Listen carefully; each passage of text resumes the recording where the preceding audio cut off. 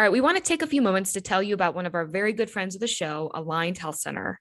Aligned Health Center is the first chiropractic biophysics clinic in Northern Ohio serving patients in Westlake. The team at Aligned Health Center helps patients with back pain, neck pain, migraines, ADHD, digestive issues, sleep disturbance, whiplash, scoliosis, and much more.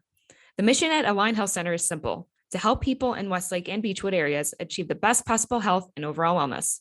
They know what it's like to have constant neck and back pain. It's no fun, and they are here to help. And as a special offer for the Oranges Orange listeners, it's you guys, Aligned Health Center is offering a free exam to our incredible fans. That's right, free exam at no cost just for you. So give Aligned Health Center a call at 440-230-6865 or visit their website at alignedhealthcenters.com to make an appointment and to learn more about how Aligned Health Center can help you. Make sure you mention Oranger at checkout to receive the free offer. Again, that's 440-230-6865 or visit alignedhealthcenters.com. Part of the Press Play Podcast Network.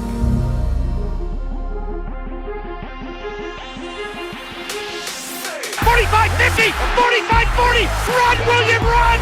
He's got blockers in front, 5, touchdown! Joshua Cribbs turns disaster into a score! Kick block! They blocked the kick!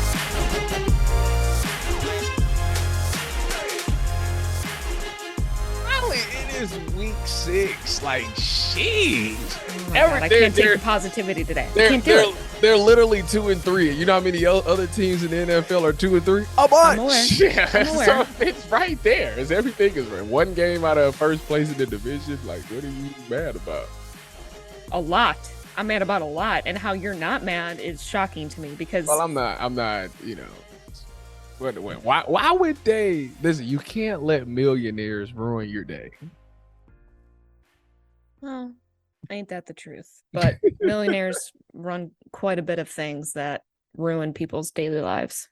That's because y'all give them the power. Okay. All right. We're not doing this whole positivity bullshit today. We are keeping it very real. Taj, are you Tyvis. upset? Are you upset, Taj? Sad about what? That's my point exactly. Taj has got enough. Don't warp him into this, okay? He's just doing what he's got to do. Don't be putting him on the spot over there. I'm just asking. Taj is not. We're fine. Taj isn't a Cleveland Browns fan. Yeah, I'm not a good person to be a barometer of what a Browns fan should be feeling. Yeah, exactly. Well, this is the Oranges Oranger. Here we are, and well, you know who I am, and you know who he is.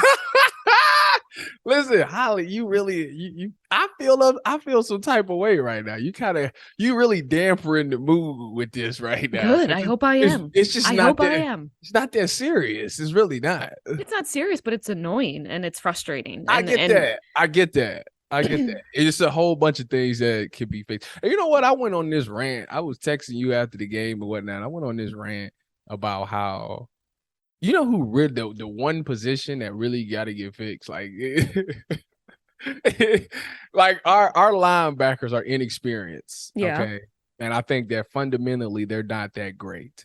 But with that being said, their jobs are made even harder when your defensive tackle is in your lap every play. It's hard to make a play. So they have to find a way to do something with that D tackle position. This is ridiculous. I think they ranked, out of 108 qualifying people on PFF, we have 107 and 108. So they got to do something. Like, this is, and the saddest part about it all, and why it's so funny to me, is because when we did our first pod, and when I did the Cleveland show, and when I was on Twitter, I said, you cannot go into the season and not have the defensive tackle position, because why? Teams are just going to run the ball straight down the middle of the field. And the ode to the left tackle. Remember that? Behold, man, guess what teams are doing to beat the Browns right now? Just running the ball. It's amazing. You know, like I say, but what do I know? I'm just the undrafted free agent. You know, I'm just on the outside looking in. You know, I don't know too much about nothing. You know, just amazing. Look, there's obviously there's many reasons why we are not performing to the level that we should be. There are many reasons why we are not finishing games, why we are getting railroaded like that.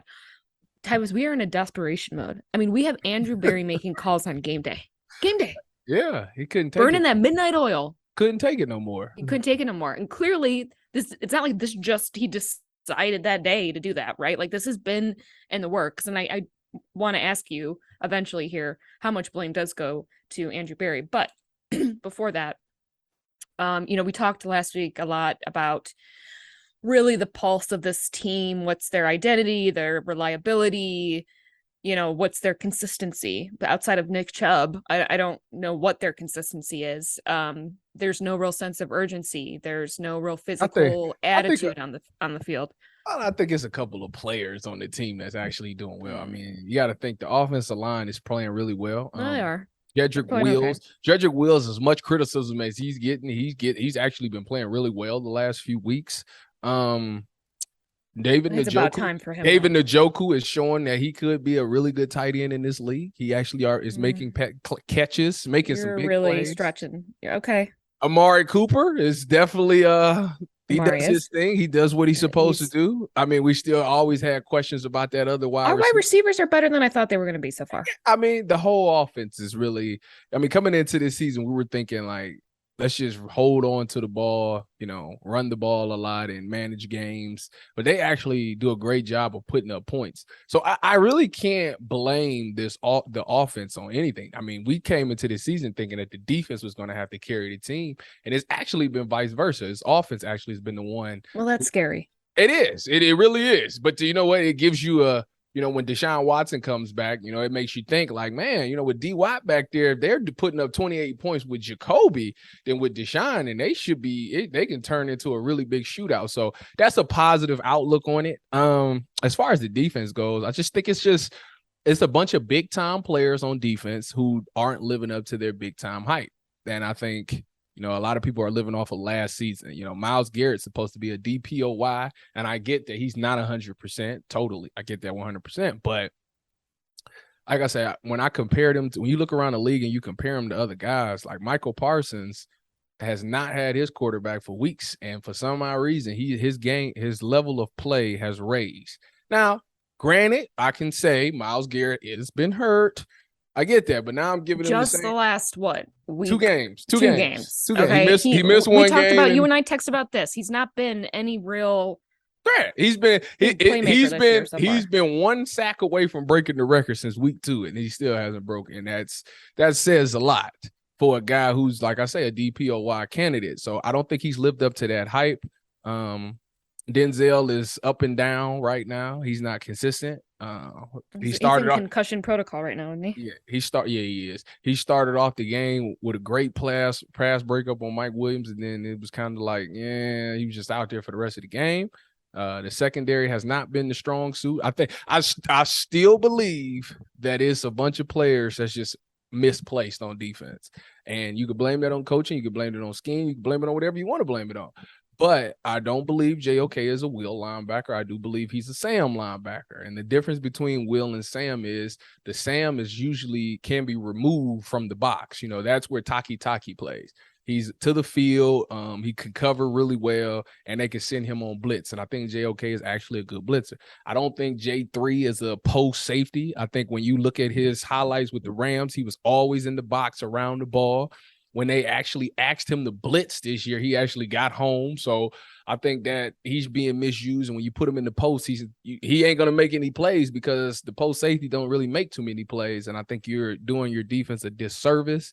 And then the defensive tackle position, I mean, like I say, every play, they in the linebacker's laps. Now, your linebacker's inexperienced to begin with. There's a bunch of young guys who still learning the position, a la JOK and Phillips.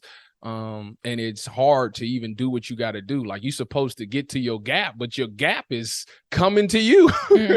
You 5 yards off the ball, and your defensive tackle is in your lap, and you trying to get around him and get to the line. Like the offensive line, and moved up the field and pushed up to get you. So now you getting blocked.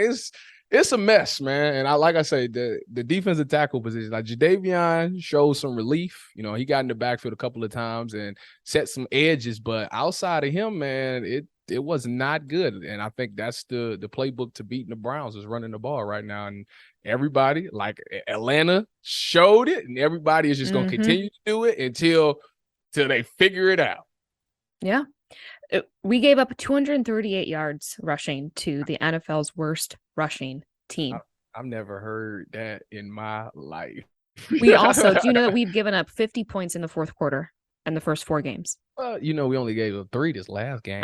Wow. Hooray! I didn't even say it because I knew you were going to say it. There's no reason for me to say it because you are. Listen, it shows that they actually, pay attention to this. It doesn't matter if they don't win. They don't matter. I mean, I'm glad that they only gave up 3 for the first time. They gave up 50 points in the first 4 games. Look at you. Listen. Yeah, it's frustrating. Rome wasn't built in a day. Okay? Oh God. It's all about progression. Do you see the progression for the fourth quarter? Do you know how long we've been progressing? The Cleveland Browns have been progressing. Do you know how long we still got to listen? You fed up. That's what it is. And I get it. After you see success, Tyvis, that's the problem. I'm still hanging my head on 2020 because I don't know what else to do. But when you get that type of a little bit of success, it makes all of this even worse. It does. And especially when you're looking, especially on the defensive side of the ball, you see all this talent. And I do have to start to question, are we overrated on the defense side of the ball? Are we? Yes, at this very moment, as of October 11th, absolutely we are. Yes, we are overrated. Though, like I said, it's a bunch of guys who either that got paid or got, I don't know, high accolade, high praise, or read they press clippings or whatever it is that we held to this high standard, and they're not performing there right now. And you could blame that on, everybody wants to blame it on the preseason. And it's not a lot of teams out here that just look just that great. So let's put it right there. A lot of teams, everybody is still trying to figure out who they are. Everybody's trying to figure out their identity. And that's why the Browns need to figure this thing out before it's too late. And I think that's what led to Andrew Berry making those calls, because he realizes, hey, we still in the middle of the pack of this thing. Like, this season isn't over. As bad as we've been these last few weeks, the season is still not over. Everything that they want is still there. Until we get some games down, like that, and you can say it's all over. But right now, they're in the middle of the pack of the NFL. And if you can make the right moves, you can get that linebacker in there and address that defensive tackle position, maybe take some passes away from Jacoby Brissett, because I'm not a fan of Jacoby Brissett throwing the ball over 30 times a game. I mean, if you look at it, I mean, every time he throws over 30, it ends kind of bad. So that's not who he is. Everybody knows that he's a game manager. You got to stop putting him in these situations where you need him to win you the game. I think you need to. He had some few weeks where he did better than everybody thought. He exceeded expectations. And I think Kevin Stefanski got like, oh, we can do whatever we want to do. And you getting some humble pie, like, not necessarily. So you got to go back to sticking to your bread and butter. Keep running the ball. Nick Chubb's carries keeps going. It seems for some reason I be feeling like he on some type of rep count or something like that, because he does not. Well, that's what I've been hearing that too, and it's like they're trying to be kind of conservative with him to a certain extent, and it's saving him, and I just don't like. No, why? you need him because you need him when you get towards the end of the season. That's why we're not going to get to the end of the season. We don't win some games. Like, dude's a machine. We can easily put him out there. More. We can put him out there more, and you know it. And the machine can break down. So don't. I understand that, but we could definitely. Now, what I will say is that the frustrating part is this: you kept Kareem Hunt, and you won't trade Kareem Hunt, but you're not utilizing Kareem Hunt that much. Like, if you're gonna take Nick Chubb out. The reason that you should be okay taking Nick Chubb out is because you have Kareem Hunt, but you're not utilizing him to the magnitude that you would with Nick Chubb, and I don't understand what that's about. So if you're not going to utilize him, then he definitely has trade value. There's teams out here who could use a running back, so you could definitely find you a defensive tackle that way. It'd be sad to let him go, and I know a lot of people would be like, no, we're not doing that. But if you look at it like the defensive tackle position is important right now, and if Kareem Hunt can bring that for you, I would definitely look into doing such a thing. Well, I also want to talk to you about, I was listening to some local radio this morning, my employer, thank you very much. And they were talking about, morning show was talking about, Stefanski's, what is it, like his guidelines, rules, mantra, whatever it is, about being smart, being tough, and being accountable. Mm-hmm. And when you look across this team, this organization, is everyone following and leading, or I shouldn't say, is everyone meeting those expectations of being smart, tough, and accountable? No. Or do I see some glimpses for each? So, for instance, Jacoby, tough, yes. Smart, no. He has thrown 3 interceptions, all of them in the closing minutes of our losses. So he's like a Baker Mayfield, what you saying? I actually think, yeah. Well, I think he's better than Baker. Oh yeah, he's better than you can say he's better than Baker, but I mean, oh yeah, but game winning drives, he's 1-3 on the season. I understand that. So, but we also know Brissett's limitations, and with Baker, you knew Baker's limitations. Whether or not, well, some of us knew and some of us didn't know. No, but everybody knew. Some people didn't want to believe. That's what it is. That's also probably part of it too. Yeah, but that's the difference between those two, right? Because we had seen certain things out of Baker versus Brissett, but Brissett, we know he's been consistent to be good, just to be good enough. Well, right? Yeah. I mean, when you think about Jacoby Brissett, what was the number one thing people said? He doesn't turn the ball over, and there you go. And he's turning it over in the worst possible situations. So there you go. I mean, that's, and again, I don't. It's hard because it's like I want to be like, well, yeah, like he is the cause of some of our losses. But I also feel like, well, this is what we knew, right? I think things are just playing out the way that we thought that we were hoped, which maybe we knew deep down that they were going to be playing out the way that they were. But we thought that the defense would have been able to hold us. I think that's a stretch. Is he the cause of our losses? I said some of them with the interceptions, yeah. Which game exactly? Last game he threw a huge one at the end. If the defense didn't give up 235 yards on the ground, it wouldn't even be we wouldn't even be talking about this. I'm not saying it's all his fault. I'm saying that he has been the cause. No, maybe some of the losses. You know what it is? You know what it is, Holly? I'm a defensive player, so I always hold them accountable because they don't hold each other. And I'm here to talk to you that sometimes it ain't the defense. They don't hold the defense a lot. But... No, I'm about to say don't do that because the Jets was them, the Falcons was them, and the Chargers was them. So Jacoby also in clutch moments when we've needed him to finish, he can't. In that situation. Then he shouldn't also be throwing the ball that much. I agree with that too. Okay, so there's a lot of different reasons on why we're failing, right? But I like those 3 pillars that Stefanski preaches. I find very interesting. And when you look, if we do this with everything, right? Okay, so defense, Tyvis, tough. I ain't seen it. Smart. No, because they obviously is a bunch of miscommunication and can't. And it's just our football. And we know they're not being accountable. Our football, fundamentals and IQ is not all the way there. It's not, and it's unfortunate because I thought coming into this year, you've been in this system, you get a lot of guys returning into this system. You would think that like some of the basic stuff should be like a given. Like you shouldn't even have to. We don't even need to go over this because y'all already know this. Like this is football 1-on-1, and it'd be some of those things that happen in the game, and I'm just be like, "What are you doing? How do you not see this?" So, yeah, the smartness, a question mark at this very moment. Well, yeah, a lot of the fundamentals, right, that we rely on these guys to just know, and that because of their elite status in a league like this, and their athleticism and all of those things, there are a lot of assumptions that they should know the fundamentals of the game and be able to also make plays and things and feelings off of what's going on that field, the intuition, right? I think that's not happening. Joe Woods, tough.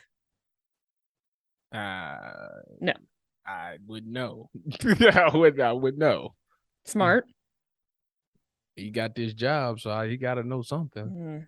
Not smart enough. He got to know something. Accountable. Does he come out in press con? He comes out in press conference and say, it was his fault on some things. Yeah, I don't know about that. Listen, certainly not as much as he should. Stefanski. A lot of people you can't like. How can you take accountability for? I can't dictate how a player is going to play. Like I can't. Yeah, but like Holly, as well as I do. Holly, if I taught you everything and then you went out in the game and then completely didn't do what I told you to do, like how is that my fault? Well, first of all, part of that is having respect, right? So, like, if you're teaching me so everything, they if don't I have a respect respect you. for you, and I know that, first of all, I don't have millions of dollars on the line. These guys do. So why they're not executing is beyond me. Why there's not a real communication, I don't understand. When there's literally money on the line with these situations, and they aren't. That's even more mind-boggling. But part of that, though, that they know we missed last year. Clearly, there's communication issues. Clearly, there's some disciplinary issues going on with these guys. That there is no accountability across the board. And Stefanski's accountability every week is bullshit because nothing's changing. It's on me. It's on me. It's always on you. Yeah, if it is on you, then why are you still a coach? If that's the case, right? Hypothetically. Oh, now you go. Don't go there. The coach of the year. Oh, you going there? By the way, do you know that I was teammate of the year at my work? I did. Congratulations. It's nice. It really brought my heart joy seeing that because you're such a hard worker that you finally got recognized for what you do, man. Thanks. Respect to you. I'm glad that good things is coming your way. You deserve the world. Thank you, Tyvis. Would you say I'm tough? Yes. Would you say I'm smart? Yes, especially, I mean, you accepted me as a podcast partner. So yes. Well, that's true. Am I accountable? Yeah, I'm not worried about you. I know you got it. Yeah, you're gonna do it. I'm living up to the pillars. I'm not even on the team. So, well, don't ask me because mine is no for all of them. Clearly, you are all of them. That's why I'm sitting here. That's why I'm sitting here talking to you today. But so Taj, by the way, Tyvis and I were able to see each other this weekend. Yep, I was reminded that I'm a giant compared to Holly. I do forget how tall you are. It's a huge height all the time. All the time. I ran into the club to find Tyvis doing his thing after walking past me like once already. I did. You're like, I'm in the cardiac club. I'm like, what? Yeah, you brought up an interesting part. Is it Andrew Barry's fault? I would say yes, because I know I'm just a couch GM, but if I literally could tell you, like before the season, why the defensive tackle position was important, and why you needed another receiver, everybody clearly seen it. Like usually you go through the preseason, you go through training camp, and you assess like, okay, how are these guys doing? And like, don't get me wrong, they did pretty decent in the preseason, but you seen those joint practices more than I did. So you would know when they went up against some good competition, because the Eagles is the best team in the NFL right now. And if they were not doing well at the defensive tackle position when they was going good on good, then you should have been like, okay, we have to address this. You had to at least have some plan in mind or something like that, because there's no way that you can sit there and watch that game and watch that tape and realize that your defensive tackles is getting pushed back like that and think that we can just be okay. We miss AWOL. Yes, we need that leadership on defense. So yeah, we go out and get a linebacker who is a former Pro Bowler and all that. That's cool. Yeah, his best season was when he was with Dan Quinn. Guess what system Dan Quinn run? The same one the Cleveland Browns run. So yeah, he knows the system, and yeah, he'll be a leader. But he's still going to face the same problems that JOK and Phillips is facing. If the defensive tackles is in your lap, I don't care if Fred Warner's out there. Like, it's still going to be hard. So they have to figure out a way to get that. I don't, whether it's Sheldon Richardson or Ndamukong Suh, both two guys who free agents, yeah, they might be a little bit older, but they bring a physical presence and they bring that attitude that you need. Right now, we don't have that wild card on the team. You don't have that guy with a little edge to him who everybody know not to try because he ain't going for that. Like, you need that type of guy. And like I tweeted out yesterday, like the biggest mistake they did was let Jarvis go, because Jarvis, yeah, he played wide receiver and he was on offense, but that attitude that he brought and that vocal leadership that he brought, I think it was solely a reason why they changed the culture and for the Cleveland Browns. And now that guy isn't there anymore, you can see like the softness is coming back and they're not looking that tough all the time. They don't play with that edge and that swag like they used to. And yeah, spot. Nah, granted, I know Jarvis and them had some beef because of the Odell thing, but I still think his leadership is missed. So yeah, to put all that in a nutshell, that's my thing about Andrew Barry. Yeah. Well, and he has to be tough, smart, and accountable himself. And those are all big question marks. So we'll see what other moves he makes. He gonna have to make.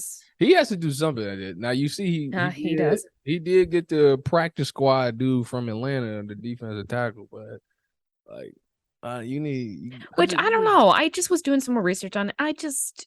He was a Pro Bowler. What in 16, 17?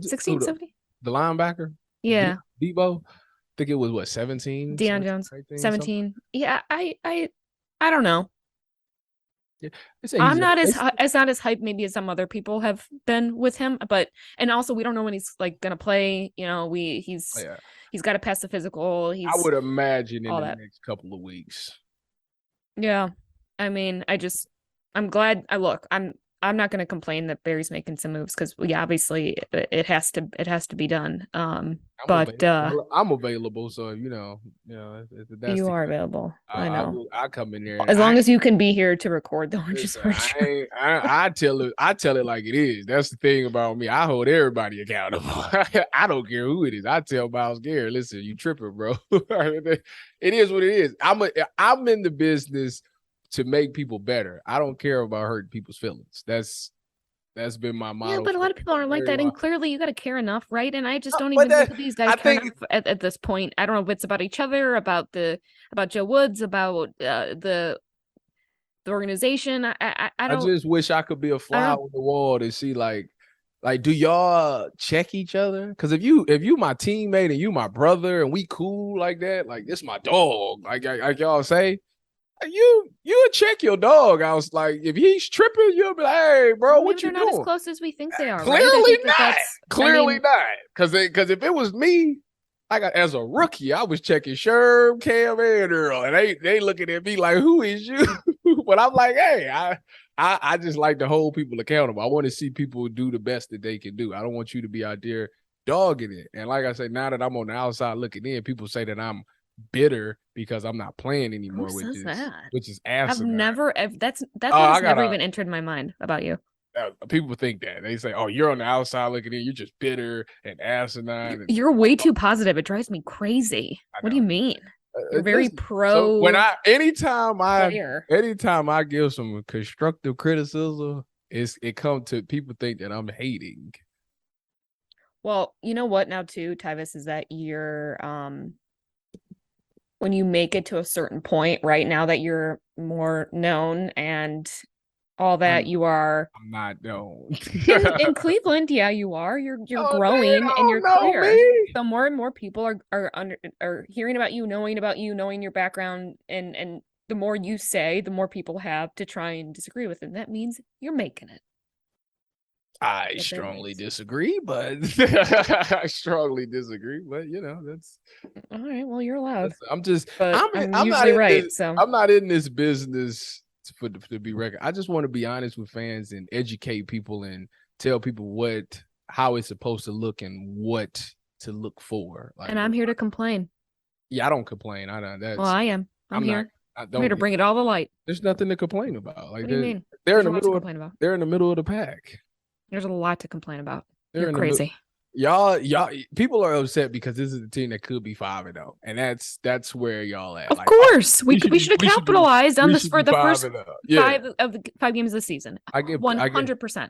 If that's the case, then there's a lot of teams in the NFL that should be 5-0 because it's not like they're going out there and trying their hardest every week, Tyvis. I mean, that's another thing. I could see if they're putting in effort and on a physical level and a mental level, but they're not. Like they're not. We don't know that. Oh, come on. There hasn't been a play that I can look at and say their effort isn't there. They're even talking about being gassed out in the fourth quarter. I haven't really seen like where they just like dogged it like that because that's a whole. They came out and said that's a whole different. Stefanski came out and said they've been gassed in the fourth quarter. That's gassed. Okay, gassed is a different story. Like dogging it is like I'm not even about to try on this play. Like That's totally different. That's like I'm tired. I get that. Like before. Well, why are you tired? Because you're not apparently Why you tired? you're not prepping then every week. You're not preparing the right way every week. You're already tired the first couple weeks of the season. You got to build your endurance up. There's nothing like game. Yeah, you can't really. You can't really practice. No. You know what they need to do, Tyvis? Run some bleachers. That don't work. You need to run bleachers. That doesn't work. My runs are great these days. There's a difference. There's a difference between being in shape and being in game shape. Those are two totally different things. Like, yeah. But that's their responsibility, Tyvis. I don't care. That's a responsibility as a professional athlete. That is. It is. Don't tell me you're getting gassed the first 4 weeks of the season, 5 weeks of the season. You can't tell me that. I'm just giving you an honest assessment. I know, but I'm just giving you an honest response. I'm just giving you an honest assessment that it is possible to. You want to pay me $100 million? I will wear myself out. I hear you, big cat. All right. Well, all right. When we come back, we are going to talk some Browns Patriots for week 6. And Browns aren't favored. So we'll talk about that when we come back. Hey, this is Chase Smith, and I'm here to tell you about our wonderful longtime friends over at Aligned Health Center. Did you know Aligned Health Center is the first and only chiropractic biophysics clinic in Northern Ohio? There is no other chiropractic clinic in the area that does what Aligned Health Center does. Let me tell you all about them. And I should know, I just went to them last month and they were incredible. From the welcome staff to the technicians and the doctors, it was an incredible experience, and I know you're going to enjoy your time there. Chiropractic biophysics is a technique that actually reshapes the spine and restores it to its original correct position. At most chiropractors you go in, you just get an adjustment and you're left with that short-term relief, but it's not actually fixing the underlying structural issues. But at Aligned Health Center, they actually aim to correct the structural issues and provide long-term relief to their patients. I'm talking about back pain, neck pain, migraines, ADHD, digestive issues, sleep disturbance, whiplash, scoliosis, and knee pain. Yes, that's right. They can even help correct lifelong knee pain. And it gets better. They're opening a huge, brand new state-of-the-art facility in Westlake. It's going to look so nice. I saw the floor plans. It looks incredible. You're going to love it. And in addition to chiropractic biophysics, they also offer regenerative medicine, which is a way to help rebuild cartilage in various joints and help reduce pain in places like knees, shoulders, wrist, and even your lower back. You can check them out online at alignedhealthcenters.com. That's Aligned Health Centers with an S, alignedhealthcenters.com, or call at 440-385-7357. Again, that's 440-385-7357 to schedule your exam. We will put the website and the phone number in the show notes of this episode.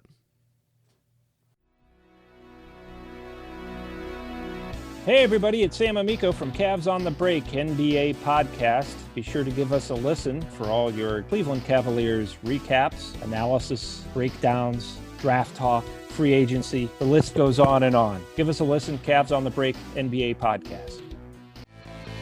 Looking for new insights on the Cleveland sports scene with a unique side of Cleveland sports history? Then you found the perfect podcast. I'm John Sable. And I'm Scott Sable, and we're hosts of the Sable Brothers on the Baseline podcast, a podcast about Cleveland sports, but not your typical podcast about the land's sports teams.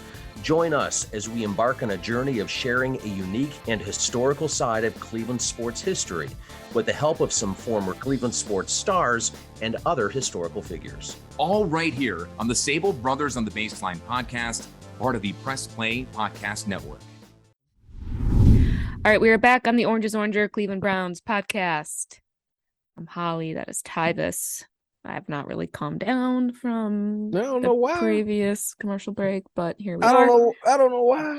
Listen, you gotta. This is the thing, Holly. You gotta turn the page, and the best way to turn the page is to get on the next weekend. You know what?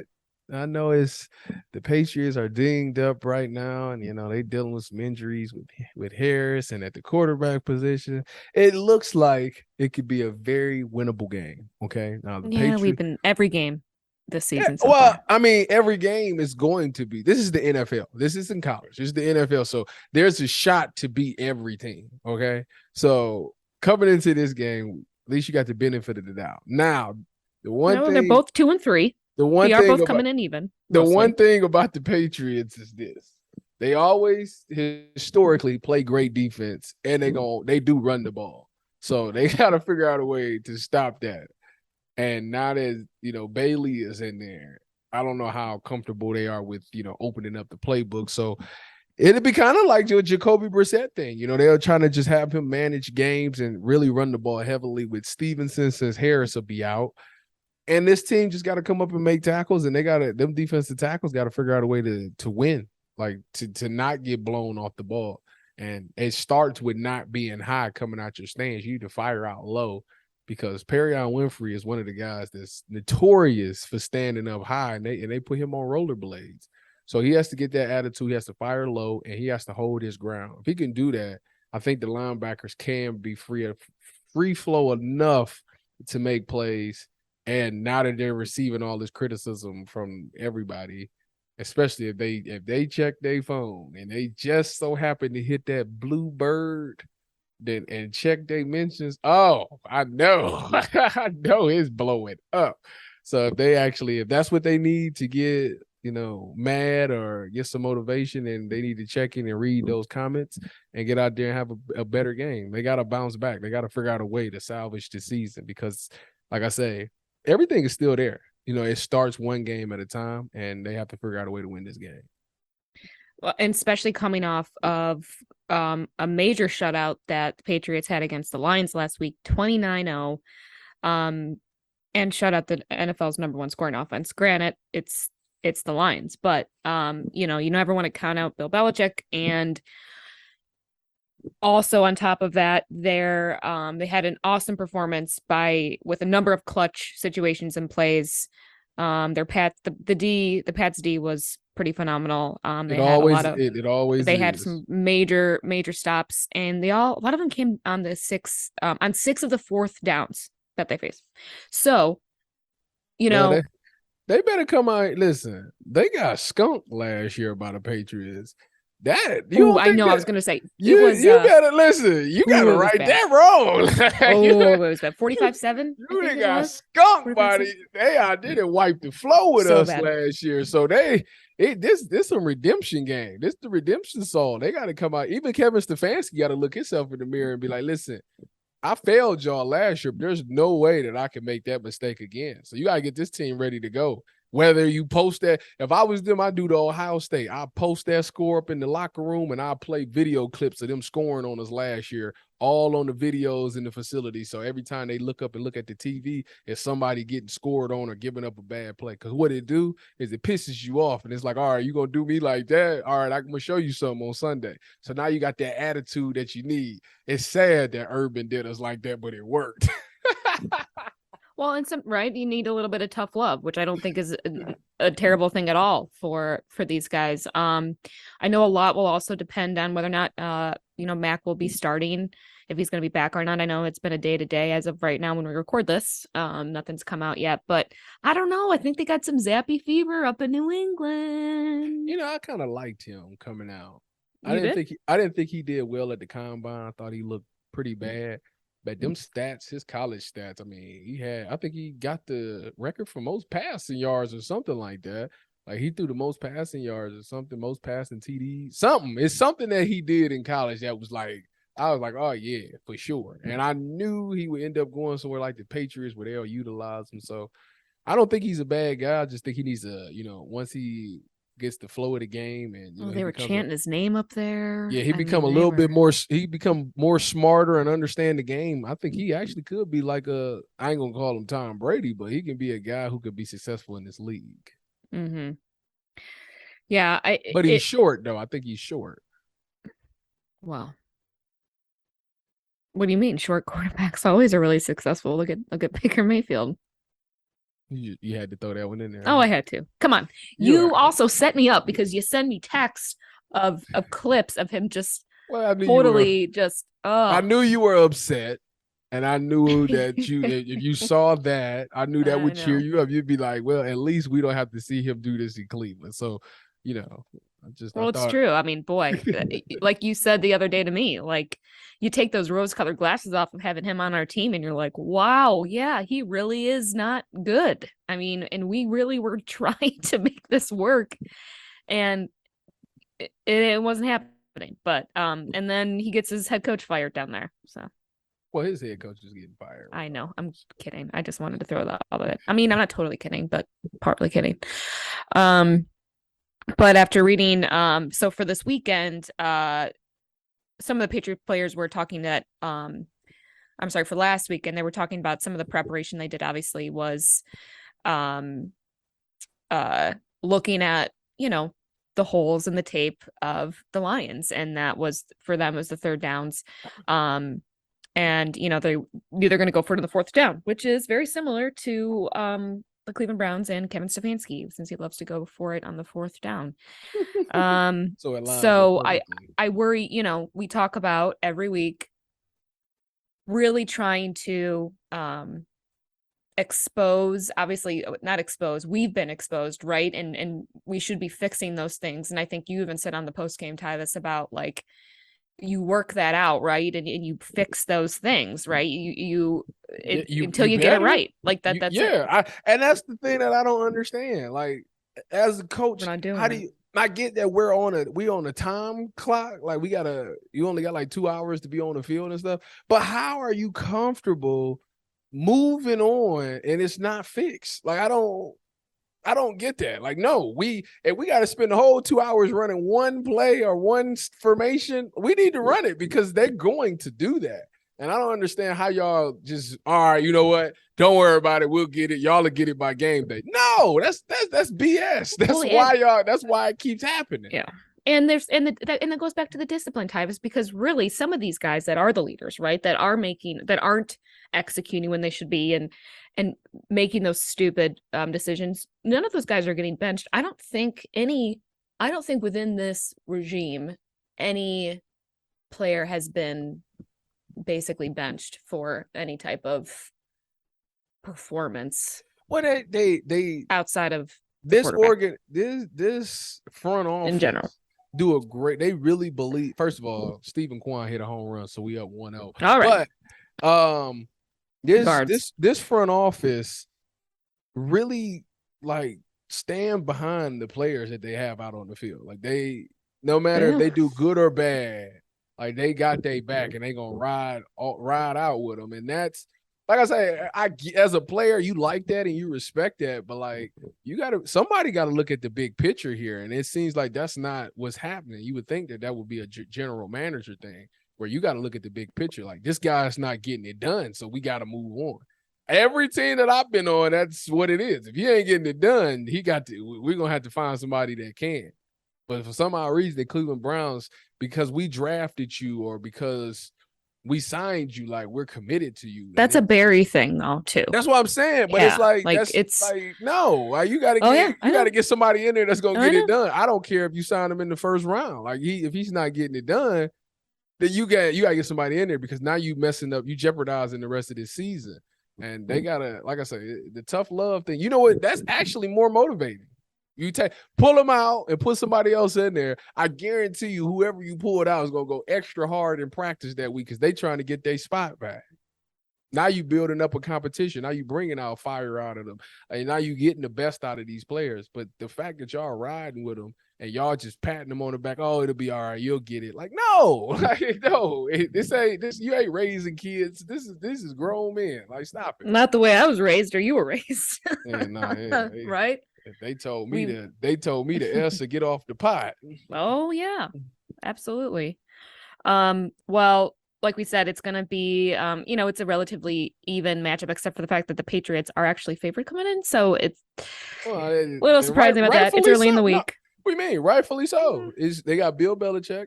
They just came off of a blowout win. Like, what do you mean? And they beat us last year. Why wouldn't they be favored? And you know what the sad thing is? I'm rooting for the Browns 1,000%, but I got a lot of homeboys on the perch. I got my boy Jay Jones play corner. My boy Raekwon play. Oh, I got all my boys. I got all my boys on the linebacker. I think Matt Judon there. Kendrick Bourne is there. Oh, I got some dudes. I got some dudes on the Patriots. Humble brag. I got my dudes on the Patriots. My dudes, man. My dude. Like, no, because I did. So when I was doing the draft, when I was coming out for the combine, I trained in Exos, and Jay Jones was there. Judon was there. Obviously, I played with Raekwon at Ohio State. He was our middle linebacker. And then I played with Kendrick Bourne in San Francisco. He was actually the first dude to give me a ride home. And I didn't even know the dude. He was just like, you need a ride? Cool, dude, man. My boy that's KB, man. Oh, Yeah. see, that's some good team camaraderie there. Yeah, man. Good dudes, man. Real good dudes. Well, and hopefully, I'm glad that they're good dudes, but would like for them to not be as good of players here on Sunday, so we can actually get this very large win, because this is a very big win. This is a big. We're going 50. We're gonna go 3-3. It would be a nice 500. It'd be a nice confidence booster for sure. You know, I think not just for the team, not just for the team, not for the players, but for the coaches as well. I mean, Kevin Stefanski getting a win over Bill Belichick. I don't care if who's out there. Just the fact that you can get it done against Bill Belichick, I mean, that's a feather in your cap. So I think that would be a huge thing for him, but for the players as well. You know, like the ship, it looks like it's going down. Everybody in Cleveland's like, oh, the ship is sinking.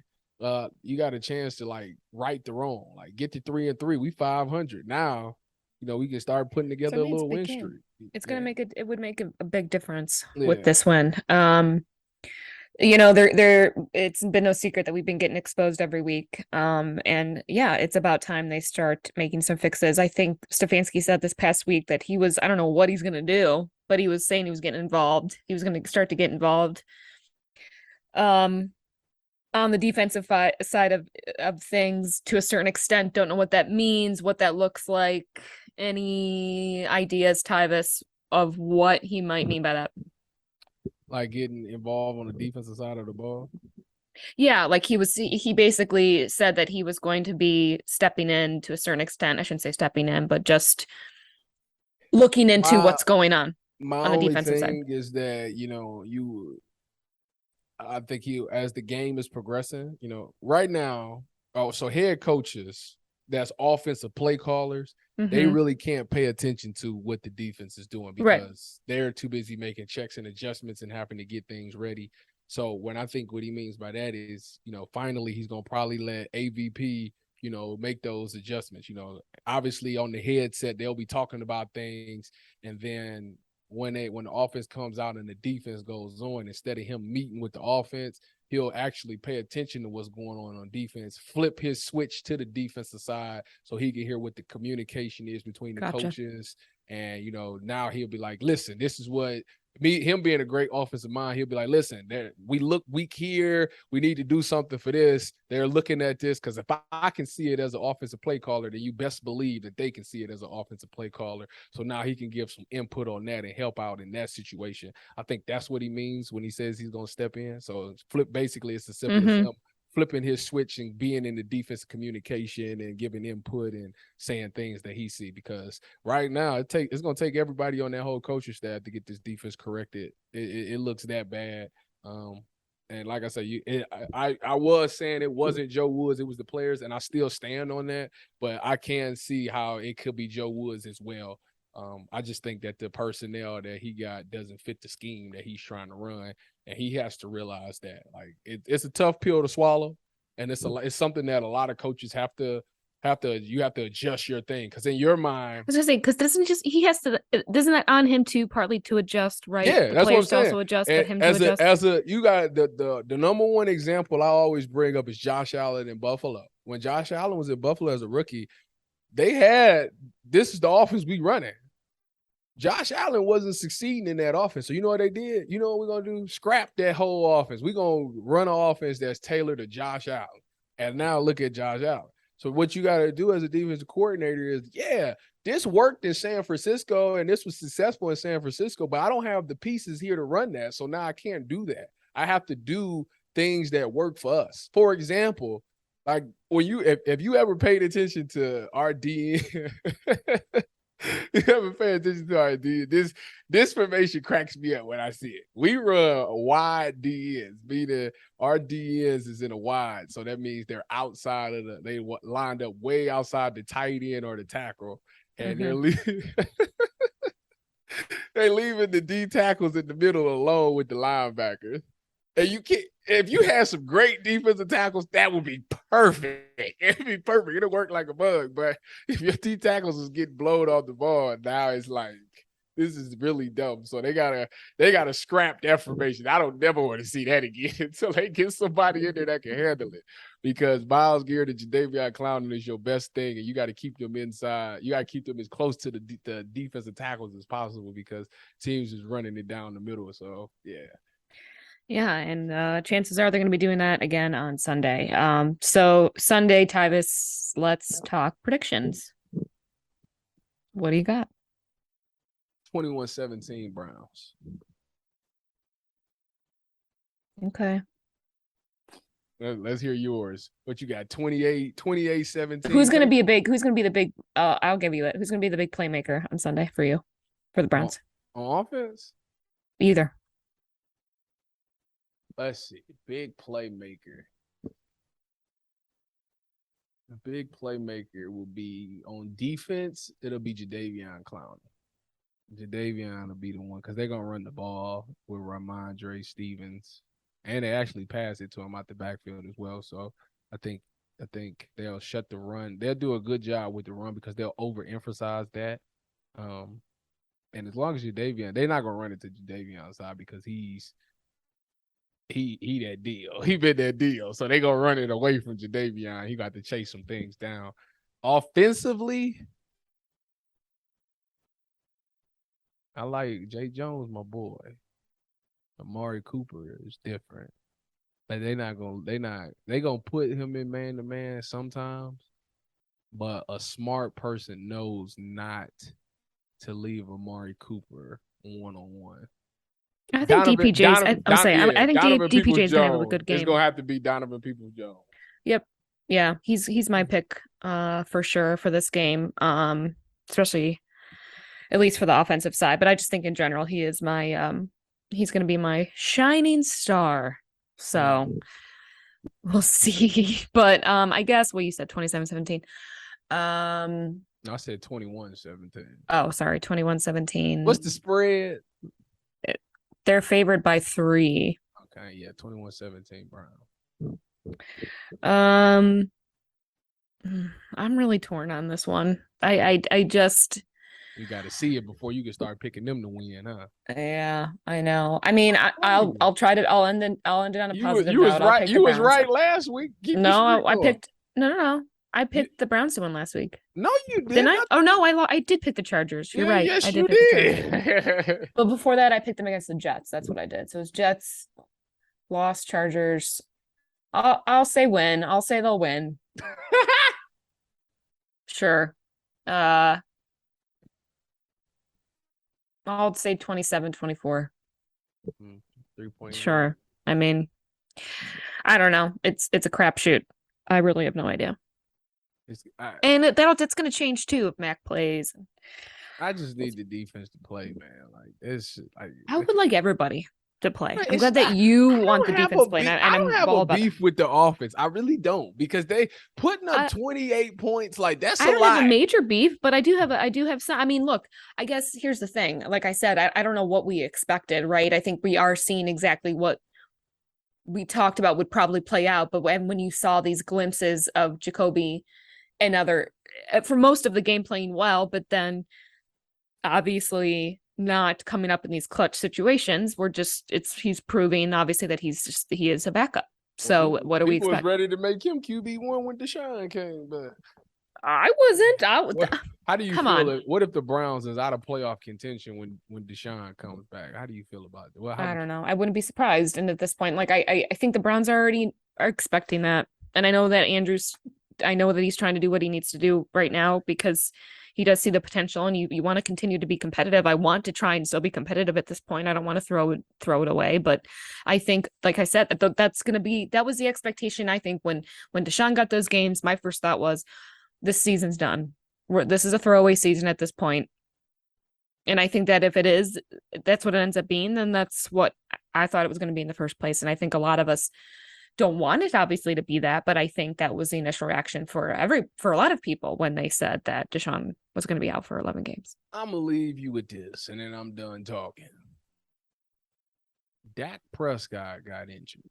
Cooper Rush came in. Mm-hmm. Michael Parsons and Trayvon Diggs have been exceptional. Deshaun Watson got 11 games. Jacoby Brissett comes in. He's doing all right. Myles Garrett and Denzel Ward ain't did a thing. Telling me. That's all I'm gonna say. You do it that as with you what you will. All right, Tyvis's final thoughts. This concludes my TED Talk. All right, well, that is it for us this week on the Orange is Oranger. We will see what happens this weekend. Patriots coming into town. Gonna be a fun matchup. So we will recap next week. And it'll be a great show because I leave for vacation the next day. So Go Browns is what you mean to say. all right, finish it up. Go Brownies. Dog check, baby. Woo, woo, woo, woo, woo.